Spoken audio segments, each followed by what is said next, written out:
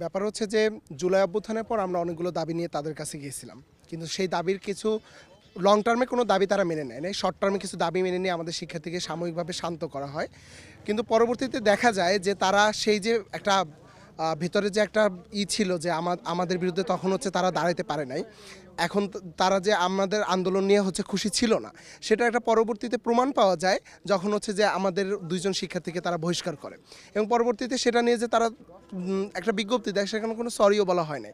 এবং আমাদের ভিসির সাথে গত 4-5 মাস আমরা বিভিন্ন দাবি দেওয়া তুললেও সেখানে সে তেমনভাবে আমাদের কোনো নজর দেওয়া হয় না। আমরা সারাদিন এখানে শান্তিপূর্ণ আন্দোলন করছি, কিন্তু তার থেকে আমরা কোনো বিজ্ঞপ্তি বা কোনো কিছু এখনও পাইনি। সো আমরা লাস্ট আলটিমেটাম দিচ্ছি, আগামীকালের মধ্যে সেই আলটিমেটাম যদি সে পূর্ণ না করে, তাহলে আমরা বৃহত্তর আন্দোলনে যাচ্ছি। আমাদের বেশি চাওয়া কিছু না, আমাদের ভিসি যে আমাদের প্রতি অন্যায় করলো, এখন আমরা ওনাকে মানতে পারবো না। আমার কথা হচ্ছে এটা যে এখন আমরা, উনি যদি পদত্যাগ নাও করে, উনি কাদের হিসেবে, উনি তো ভিসি স্টুডেন্টদের জন্য, স্টুডেন্টরাই যদি না মানে ভিসি থাকার আসলে কোনো মানে নেই।